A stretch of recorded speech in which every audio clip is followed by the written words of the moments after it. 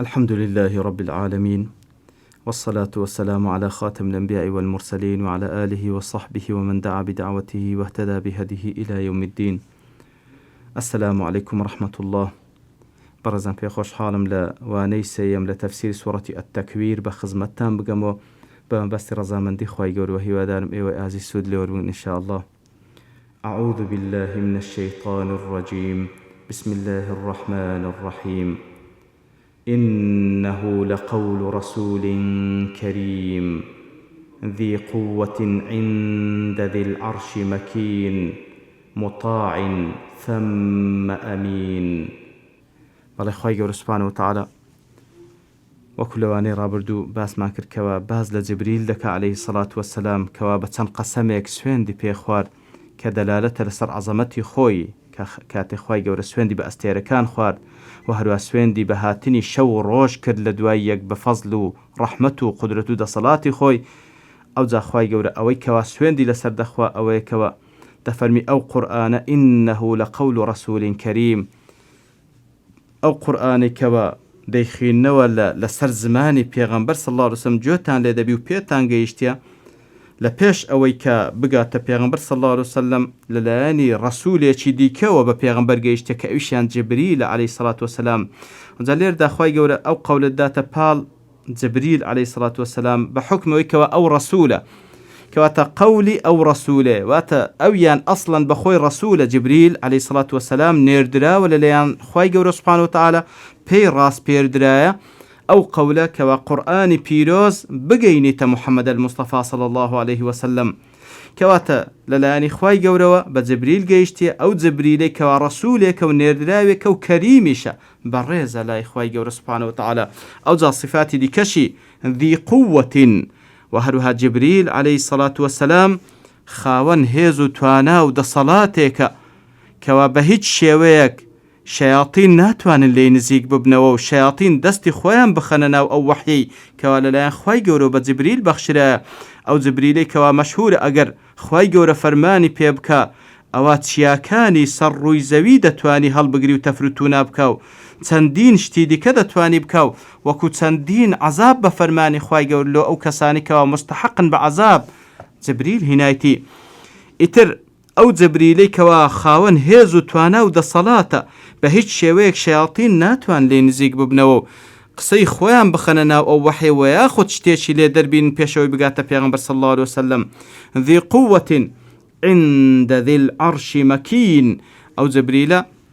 عند ذی العرش واتە لای ئەو پەروەردگاری کەوا خاوەنی عەرشە ئەو عەرشەی کەوا العەرش العەظیمە وەکو لە جێگایت کە وەسفی دەکا کەوا لێردا ئەو وەسفی خوای گەورەیە. جبریل لەلای ئەو خودای کەوا خاوەنی عەرشە جبریل مەکینە. جبریل مەکینە واتە خاوەنی مەکانەتێکی زۆر بەرزە خاوەنی مەنزیلەت و پلە و پایەیەکی بەرزە لای خوای گەورە سوبحانه وتعالە. و هەروها لە درێژەی صفاتی جبریل مطاع ثم ئەمین. و هەروها جبریل عەلەیهی سەڵات وەسەلام مطاعە واتە هەر قسەیەک و هەر فەرمانێک دەربکە ئەوە مطاع و جۆڕایەلی دەکرێت لەلایەنی ئەو مەلایکەتانەی دیکەی کەوا لە ئاسمانن لەبەر دەفەرمی مطاع ثەممە لە ئیشارەتە لە بۆ جێگای دوور بە معنای هونالیکە دێ واتە جبریل لەوێن دەرێ واتە لە ئاسمانە دوورەکاندا لە ئاسمانە سەروەکاندا جبریل مطاعە هەر فەرمانێک دەربکە لەبەر ئەوەی هەر فەرمانێک لەلایەنی خوای گەورەوە دەردەچی سوبحانه وتعالە یەکەم جار بە جبریل ڕادەگەیەندرێ. ئەوجا جبریل عەلەیهی سەڵات وەسەلام بە مەلایکەتەکان کە ڕادەگەینی و کاتێش کەوا جبریل پێیان ڕادەگەینی ئەوە ئەو فەرمانەی جبریل بە فەرمانی خوای گەورە ئیتر لە ناو مەلایکەتەکان مطاع و جۆڕایەلی دەکرێت مطاع ثەممە واتە هونالیکە لەوێن دێت لە ئاسمانە بەرزەکان. و هەروەها خوای گەورە سوبحانه وتعالە لە درێژەی وەسفی جبریلدا دەفەرمی ئەمین.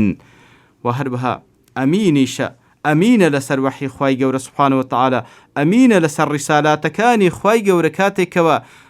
خوای گەورە وەحی پێڕادەسپێری لە بۆ محەممەد الموستەفا صلی الله عليه وسلم و لە پێشەویش لە بۆ پێغەمبەرانی دیکە کەوا پێی ڕاستپاردیە زۆر بە ئەمانەتەوە گەیاندیتە جێگای خۆی بەبێ ئەوەی شتێکی لێ نوقسان بکە بەبێ ئەوەی شتێکی لێ زیاد بکە بەڵکو بەو پەڕی کەمالەوە گەیاندیتە جێگای خۆی بەو پەڕی دیقەت و وردەکاریەوە گەیاندیتە جێگای خۆی کەواتە بەو شێوەیە خوای گەورە سوبحانەهو وتعالە وەصفی جبریلی کرد بەو چەند صیفاتە ئەو جارە پاشەوی دەفەرمی وما صاحبكم بمجنون ئەو جا خوای گەورە تەوجیهی خیتاب دەکا لە بۆ ئەو کەسانی کەوا پێغەمبەر صلی الله عليه وسلم بە درۆ دەزان و باوەڕی پێ ناکەن دەفەرمی ئەو وەحیە لەلایەنی خوای گەورەوە بە واستەی جبریلەوە گەیشتیتە محەممەد المستەفا صلی الله عليه وسلم ئەو محەممەد المستەفای کەوا صاحبكم ئەوەی کەوە صاحبكم واتە ئەنگۆ بە خۆتان چاک دەیناسن و 40 ساڵ هاوڕێیەتیتان کردیە لەگەڵی ژیاینە بە خۆتان ناوتان لێ ناب الصادق الأمین بەڵێ ئەو صاحب و ئەو هاوڕێینگۆ کەوا 40 ساڵ هاوڕێیەتیتان کردیە ئەویان کەسێکی شێت نییە ئەویان کەسێکی شێت نییە لەبەرەوە یەک لەو قسە نابەجێیانەی کەوا بەرامبەر بە پێغەمبەریان دەکرد صلی الله عليه وسلم ئەوە بوو کە دەیانگۆ مەجنونە والعیاذ بالله دەیانگۆ شێتە ئیتر ئەو پێغەمبەرەی صلی الله عليه وسلم کەوا لە هەموو کەسێک عاقڵتر بوو ئەوان کەسانێکی ناحەز کاتێکەوە باوەڕیان پێ نەدەهینە ناچار ناو و ناتۆرەیان لێدەنا ئیتر یەک لەو ناوانە ئەوە بووکەوە بەو شێوەی ئەو بێئەدەبیان بەرامبەری دەکرد خوای گەورە دەفەرمی بەڵێ صاحب و هاوڕێیەکەین گۆ کە چاچی دەناسن مەجنون نییە بەڵکو ئەو قسانەی ئەو دەیکا کەوا لەلایەنی خوای گەورە پێڕادەگەیەندرێ بە وەحی ئەو قسانە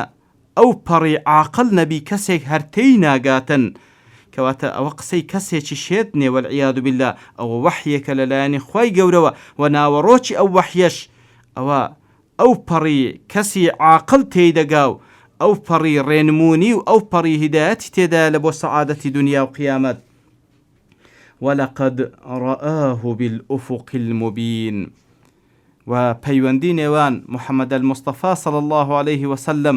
لەگەڵ جبریل عليه الصلاة والسلام خوای گەورە دەفەرمێ پەیوەندیەکە کەوا بە چاوی خۆی پێغەمبەر صلی الله عليه وسلم ئەوی دیتیە ولقد دیارە خوای گەورە سوێن دەخواتن بەلامی تەوکیدی قەسەمی و بە قەدی تەحقیق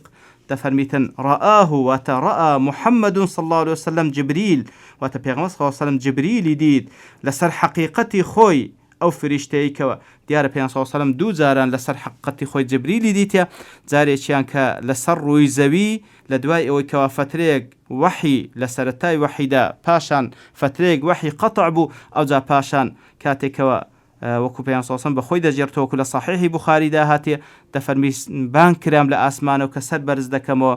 جبريل عليه الصلاة والسلام أو ملائكتي كوا لغار حراء وحيلو هنا كمزار أو زال آسمان أو زال لسر شيوي راستقيني خوي كوا كوبيان صادم دفن مش شصد بالي هبو ببالكاني آسوي هموي دا پوشت بو إتر خوي جورش دفرميتن بالتأكيد بقسم بلامي توكيدي قسمي وبقدي تحقيق پیغمبر صلى الله عليه وسلم جبريل بيني كوا أو جبريل كوا فريشتي وحية لآسوي رون داديتي بالأفق المبين كوا تببي أوي كوا هيدز تمو مجيق لبرتساوي پیغمبر بي صلى الله عليه وسلم بلكو براستقين ديتي ولقد رآه بالأفق المبين بوشي ويخواي قول سبحانه وتعالى دفرميتن ديتي ديار أفق وەکو زانان بەو شێ وەسفی دەکەن ئەوەیە کەوە کاتێک کە ئینسان تەمەشای جێگایکی دوور دەکات لە ئاسمان واتە ئەو جێگای کەوە ئەگەر تەمەشای دوور بکەین لە ئاسمان گەیشتیتەوە زەوی ئەوە پێ دەگوترێت ئۆفق ئاسۆ ئیتر بەو شێوەیە پێغەمبەر صلی الله علیه و سلم جبریلی دید لە ئاسمان و لە ئاسۆی بەرزدا دیتی بەو شێوە بەو عەزەمەتێ وەکو ئیشارەتمان پێکردەوە لە حەدیث صحیحدا هاتیە زۆر بەڕوون و ئاشکراییش دیتی بەبێ ئەوەی کەوا هیچ تەمو مژێک لە پێشچاوی پێغەمبەر هەبی صلی الله عليه وسلم وەکو کە باسمان کردەوە لە صحیح بوخاریدا ئیتر پاشەوەی کەوا پێغەمبەر صلی الله عليه وسلم ئەوی دید ئەوجا فەرمووی زەممیلونی دیسان گەڕاوە لای خەدیجە عليه السلام خوای لە ڕازی بیتن وابوو ئەویش لپاش ئەوەی کەوا دای پۆشت و ئەوجا ئەو ئاتانەدا بە یا ئەیها المدەثر قم فأنذر ئەوە جاری یەکەم بوو جاری دووەمیش پێ سەلم لەو شەوڕۆیەی کەوا پێی کرا لە ئاسماندا عینی بە هەمان شێوەکو لە سوڕەتی النەجم خوای گەورە ئاماژەی پێ دەکا ولقد رآه نزلة أخرى عند سدرة المنتهى عندها جنة المأوى بەڵێ ئەو کاتە لە سیدرەی منتەها لە سەرووی ئاسمانی حەفتەمدا لەوێن دەرێدیتی پێغەمبەر صلی الله عليه وسلم لەسەر شکل حەقی خۆی ئیتر ولقد رآه بالأفق المبين وما هو على الغيب بضنين بەڵێ پێغەمبەر صلی الله عليه وسلم لەسەر ئەو غەیبەی کە پێی بەخشرایە ضنین نییە واتە ڕەزیلی تێدا ناکا لە گەیاندنەکەی بە هیچ شێوەیەک ڕەزیلی لەو وحی و پەیامێکەوە پێی بەخشرایە ڕەزیلی تێدا ناکا جا دیارە لە ڕوایەتەش کە بە ضەنینی شاتیە واتە بە ضادەکە بە ئوختی تا بە ئەوەی کە ڕوایەتی مەشهوریشە بە ضەنینە واتە بە ضادی ئوخت و ساد ئیتر دیارە ضەنین بە ضادی ئوخت الصاد بە معنای بەخیل دێ واتە پێ سەلەم بەخیلی پێ ناکاتن ئەو وحیکەوە پێی بەخشرایە بە تەواتی ڕای دەگەینی ضەنینیش بە ئوخت الطا بمعنى أويد المتهم الذي لا يوثق به في الأخبار أو في غيرها واتأو كسيكوا متهمة جيغاي سيقانية لكاتكوا أخبار الشتيق واتا كاتكوا اشتيق رادقيني جيغاي باورني وجيغاي سيقانية لواني اشتيق زياد بكا خوشتيق كم بكا إتر خواهي قول سبحانه وتعالى كاتكوا بهردو قراءاتاتية هردو چی نەفی دەکاتەوە لە پێغەمبەر صلی الله عليه وسلم کەوا نەڕەزیلی پێدەکا و شتێک بشاریتەوە و کەتمی بکا و نەیگەینی نە بە هیچ شێوەیەکیش متتەهەمە و جێگای شەک و گومان بی کەوا شتێکی تێدا زیاد بکا و یاخۆ شتێکی لێ نوقسان بکاتن بەڵکو بەو پەڕی ئەمانەتەوە پێغەمبەر صلی الله عليه وسلم ڕای دەگەینی ئەوجا پاشان دەفەرمی وما هو بقول شيطان الرجيم وهروها ئەو قورئانی پیرۆزە بە هیچ شێوەیەک قسە و قەولی شەیطان نییە ئەو شەیطانێکەوە ڕەجیمە دەرکرا لە بەزەی خوای گەورە و لەعنەتی لێکرا بە هیچ شێوەیەک ئەوە قەولی ئەو نییە لەبەرەوەی قەولی شەیطان هەمووی باتیلە هەمووی ناحەقە بەڵام ئەوەی کەوا لە قورئانی پیرۆز دەبیستن و پێتان دەگا هەمووی ئەو پەڕی حەقە و هەمووی ئەو پەڕی ڕاستە وەکو خوای گەورە سبحانه وتعالى لە سوورەتی الأنعامدا دەفەرمی وتمت كلمة ربك صدقا وعدلا کەواتە هەمووی صدق ئەخبارەکانی ئەحکامەکانیش هەمووی عدل و هەمووی ڕاست و دروستە ئەوجا دەفەرمی فأين تذهبون دەی باشە لە بۆ چێن دەرێ دەڕۆن کەواتە کاتێکەوە خوای گەورە هەموو ڕێگاکان و هەموو احتیمالاتەکانی قەپات کرد بەرامبەریان هیچ ڕێگایەک نەما تەنها ئەوە نەبی ئاعتراف بۆی بکەن کەوا قورئانی پیرۆز کەلامی رب العالمینە لەلایەنی جبریل عليه الصلاة والسلام کە خوای گەورە ڕایسپارد گەیشتە پێغەمبەر رسول الله صلى الله عليه وسلم ئەویشیان کەسێکی ئەو پەڕی ئەمینە بەو پەڕی ئەمانەتەوە ڕایگەیان ئیتر چێوە دەڕۆن و چ بڕیارێک دەدەن بە ناحەقانە و بە زاڵمانە بەرامبەر بە پێغەمبەری صلى الله عليه وسلم إن هو إلا ذكر للعالمين بەڵێ هیچ نەماوە تەنها ئاعتراف بکەن بۆی کەوە قورئانی پیرۆز ذکرێکە لەلایەنی خوای گەورەوە کەواتە هیچ نییە تەنها ئەو بڕیارە نەبی کە پێویستە ئاعتراف پێ بکەن کەوا ذکرێکە لەلایەنی پەروەردگاری جیهانیانەوە هاتیە لە بۆ هەموو خەڵکی ذکرێکە بۆی کەوا خوای گەورەیان پێدەناسێنی ذکرێکە عهدی فیترەتیان بەبیردەینتەوە ذکرێکە بۆی کەوا ڕێگای بەختەوەری دنیا و قیامەتیان پێنیشان دەدا بەڵام لمن شاء منكم أن يستقيم بەڵێ ئەو ذکرە کەسێک سوودی لێوەردەگری ئەوەی کەوا بەخۆی ویست و ئیرادەی لەسەربی کە بێوێتن لەسەر ئەو سیراتە المستەقیمەی کە خوا ڕەوانەی کردیەوە ئەن هذا صراطی مستەقیمە بێوێ ئیلتیزام بەو سیراتە المستەقیمە بکاو لەسەر ئەو ڕاستە ڕێیە بڕوا کە خوا ناردیتی کەواتە بە حکمەوەی کەوا خوای گەورە اختیاری بە ئینسانەکان بەخشیە ئیتر ئەو ذیکرە کەوا خوای گەورە لەسەر زمانی پێغەمبەر صلی الله علیه وسلم بە خەڵکی ڕادەگەینیتن کەسێک سوودی لێوەردەگری کەوا بەخۆی ئەو استعدادەی تێدا بیکەوە ئیلتیزام بە سیراتە المستەقیم بکەوە لەسەر ئەو ڕاستە ڕێگایە بڕوە کەوا دەیگەینتە ڕەزامەندی خوای گەورە بەڵام وما تشاءون إلا أن يشاء الله رب العالمين دیارە ئەو مەشیئەتەی ئینسانیش لە ناو بازنە گەورەکەی مەشیئەتی خوای گەورەیە کەوا پەروەردگاری هەموو جیهانیانە دیارە مەشیئەتی خوای گەورەش لەسەر ئەوەیە خوای گەورە ویستی ئەو هابووە کەوا مەشیئەت بە ئینسانەکان ببەخشی، ئیرادەیان پێ ببەخشی، هەر کەسێک بیەوێ ڕێگای ڕاست بگریتە بەر، هەر کەسێک بە ڕازگۆیانە بیەوێتن حەق ببینیتەوە، خوای گەورەش هیدایەتی دا و تەوفیقی دەکا و دامەزراوی دەکا لەسەر ئەو ڕێگا ڕاستە. بەڵام هەر کەسێکیش